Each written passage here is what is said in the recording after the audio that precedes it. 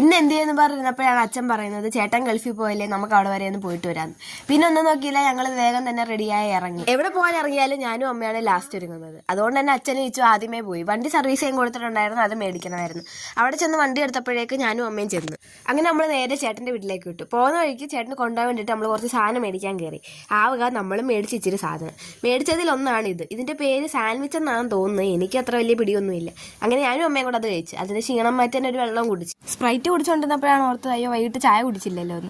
പിന്നെ ഒന്നും നോക്കിയില്ല, അടുത്തുള്ളൊരു ചായക്കടയിൽ വണ്ടി നിർത്തി ചായയും കുടിച്ച് ഓരോ കടിയും കഴിച്ച്. പിന്നെ ഞങ്ങൾ അവിടെ നിന്ന് നേരെ യാത്രയായി. പാലം കാണുന്ന കടലിൽ തന്നെ നമ്മൾ പോകുന്നത് ഇവരെ വിളിക്കാനാണ്.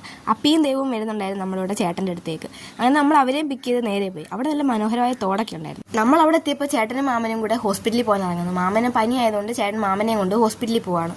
ഇവരെങ്ങോട്ടായി പോകുന്നത്, ഞങ്ങൾ നിങ്ങളെ കാണാൻ വന്നതാണല്ലോ എന്നുള്ള രീതിയിൽ അമ്മ അവരെ തന്നെ നോക്കിക്കൊണ്ടിരിക്കുക. അമ്മ അവിടെ നിൽക്കട്ടെ, നമുക്ക് അകത്തേക്കല്ല. അവിടെ അകത്ത് നിന്നപ്പോൾ ചേട്ടന് കൊണ്ടുപോകാനുള്ള അച്ചാറൊക്കെ ഇടുമായിരുന്നു. നമ്മളവിടെത്തി കുറച്ച് കഴിയുമ്പോഴേക്ക് മാമ വന്നു. അപ്പിയും ദേവ് നമ്മളിവിടെ നേരത്തെ വന്നായിരുന്നല്ലോ. മാമന് പണിയുള്ളതുകൊണ്ട് മാമ പിന്നീടാണ് വന്നത്.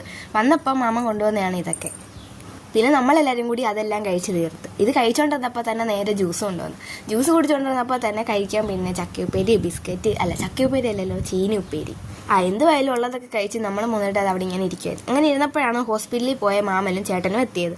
പിന്നെ നമ്മൾ ചോറൊക്കെ ഉണ്ട് അവിടെ ഇരുന്നേട്ടോ. ചോറ് നിന്ന വീഡിയോ എടുക്കാൻ പറ്റിയില്ല. ഇതിപ്പോൾ ഫുള്ള് തിന്നുന്ന വീഡിയോ ഇല്ല. ഞാൻ ചോറ് നിന്ന് സ്കിപ്പ് ചെയ്ത്. പിന്നെ അവിടെ ഇരുന്ന് കുറച്ച് നേരം വർത്താനൊക്കെ പറഞ്ഞ് അവരോട് ബൈ ഒക്കെ പറഞ്ഞ് നമ്മൾ പതിയെ ഇറങ്ങി. അപ്പോൾ ഇന്നത്തേക്ക് ഇത്ര ഉള്ളു. ബൈ.